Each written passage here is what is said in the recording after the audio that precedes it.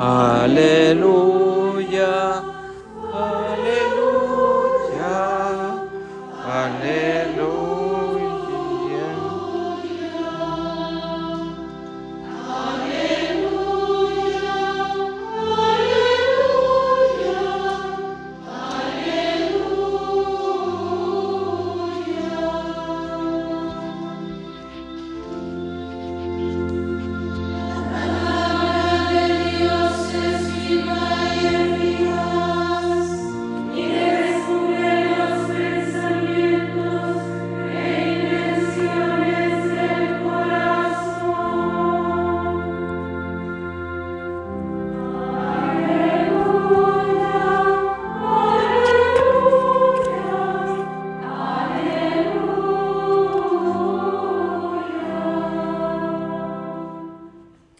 El Señor esté con ustedes.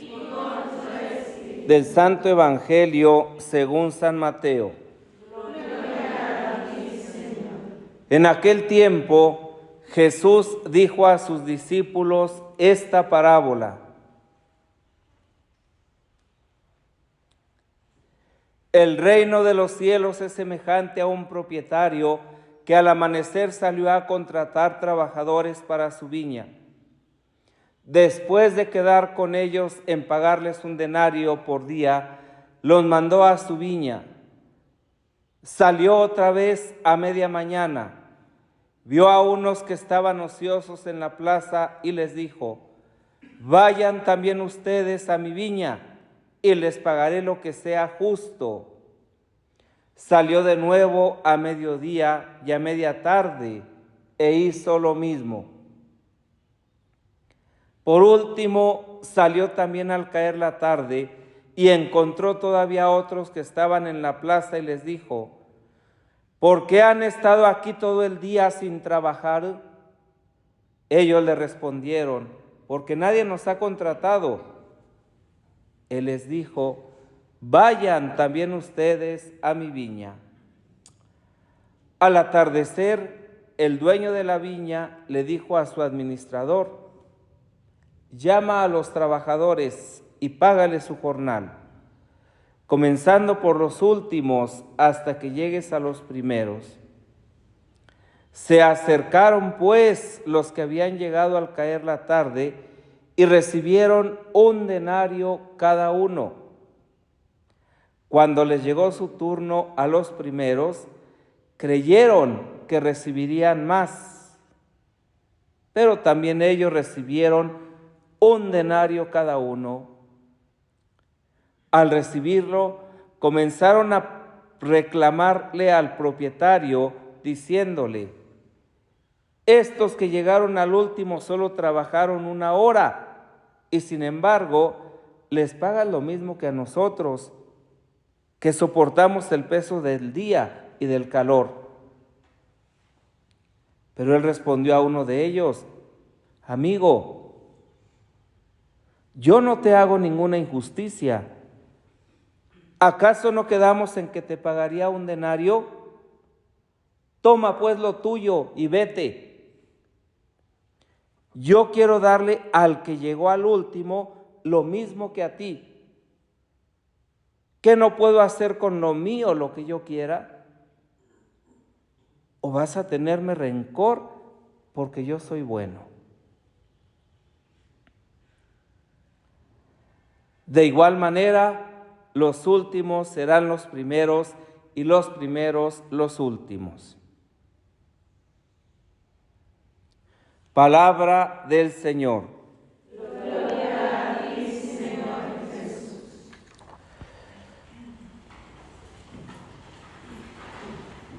La historia de la humanidad, entrelazada como historia de la salvación, nos va demostrando constantemente que los seres humanos tendemos siempre a tener una referencia humana, o bien para sentirnos aceptados, o bien para poder descargar en ese alguien todos nuestros propósitos, nuestras frustraciones, nuestros anhelos, o bien para que ese alguien ocupe el lugar de alguien mayor, pero que es un lugar que no le pertenece.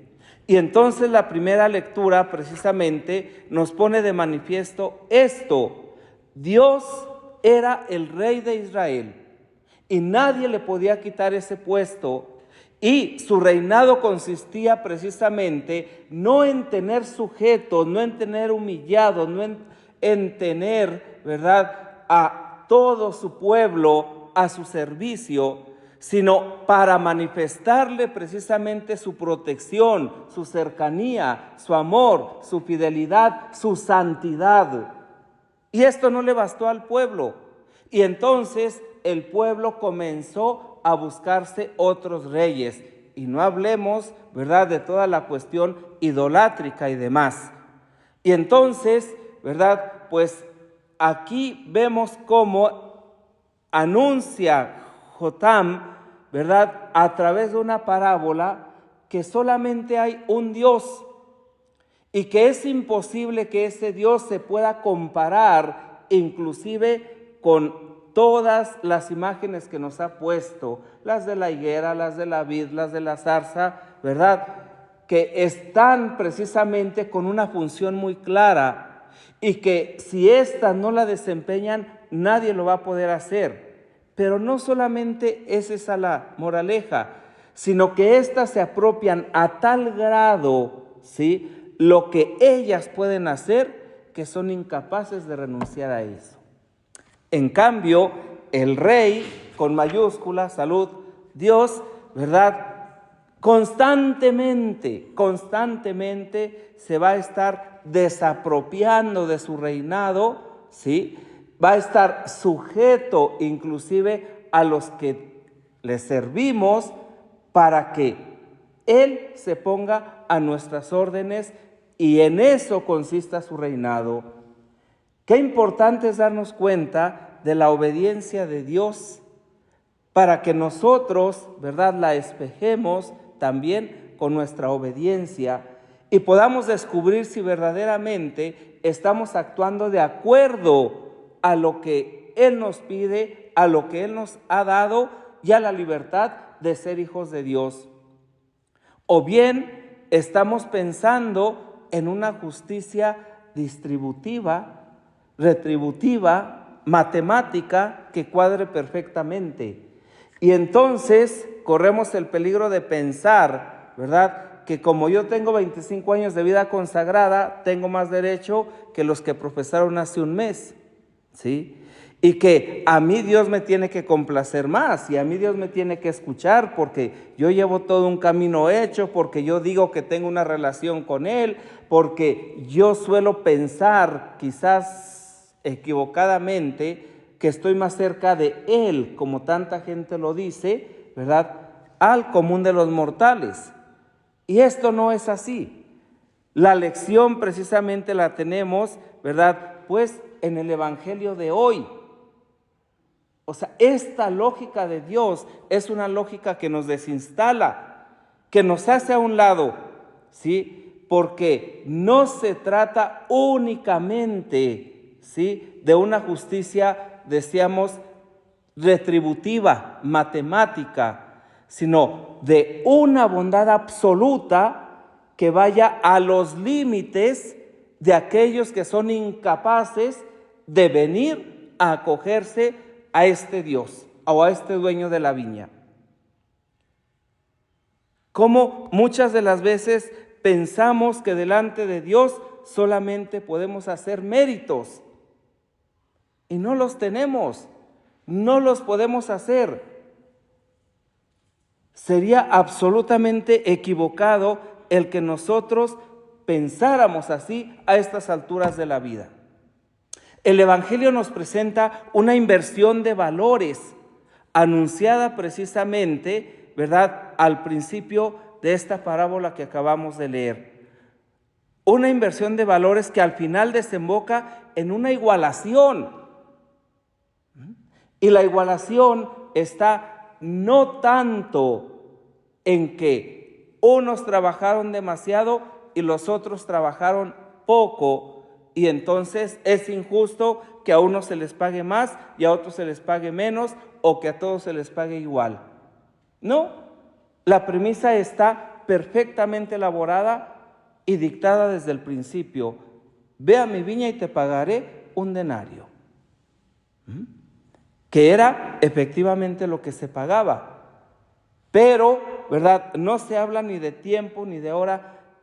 La parábola nos dice, ¿verdad?, los momentos para resaltar precisamente la bondad de Dios. Entonces, se decide la relación correcta del hombre con Dios en su trabajo, en su fidelidad, en su cercanía, en su disponibilidad, no en el régimen de las obras, no en el régimen del cumplimiento. Dios hace un contrato y el salario, ¿verdad?, lo dará en justicia, pero va a ser una justicia, ¿sí?, que va a ir más allá de cualquier esquema mental. Claro, hay una protesta aparentemente lógica. Dios es injusto. Pensemos, por ejemplo, ¿verdad?, pues en el pueblo elegido, en el pueblo hebreo, en el pueblo de Israel, ¿sí?, que han sido prácticamente los que han estado siempre. Y viene un tal Jesús, anuncia la buena nueva del reino, nos dice, ¿verdad?, que Dios es un Padre rico en misericordia y que todos somos sus hijos. Y entonces los que primeros, ¿verdad?, todavía están esperando, trabajando en la viña del Señor, ¿verdad?, hasta que pueda llegar el Mesías, y los que ya lo aceptaron irrumpen en el reino de los cielos. O, como dice al final la misma parábola, los últimos serán los primeros. No es cuestión de méritos, es cuestión de amor, es cuestión de acogida, es cuestión de dejar de lado nuestra envidia mezquina que constantemente va en contra de los valores del reino. Entonces, no se tendrá que postular la proporción, sino aceptar agradecidos la desproporción. Qué hermoso que aquel hermano, que aquella hermana, que aquel cristiano que se acaba de convertir entre al reino de Dios antes que yo. Esta es la lógica del Evangelio y esta es la misión que tenemos todos. La misión no es solo de entrar nosotros, solo de trabajar, ¿verdad?, por el reino, sino de hacer que otros entren y, como decíamos ayer, no de cerrarles las puertas. Entonces, Jesús, ¿verdad?, no viene a repartir salarios, no viene a dar recompensas, ¿sí? Jesús no viene a tomar el lugar que le pertenece a aquel que tiene unos jornaleros, sino que viene a instaurar un régimen favorable, justo, digno. Los últimos que llamó, al final no tenían, ¿sí?, a dónde ir a trabajar. Y se encuentran con un amo que supera todas sus expectativas, ¿sí? Y este amo es Dios. Es Dios, ¿verdad?, que no lo somete al régimen de la justicia conmutativa, sino a la generosidad del corazón que trasciende cualquier estructura humana. Pidamos al Señor por la intercesión de la Santísima Virgen María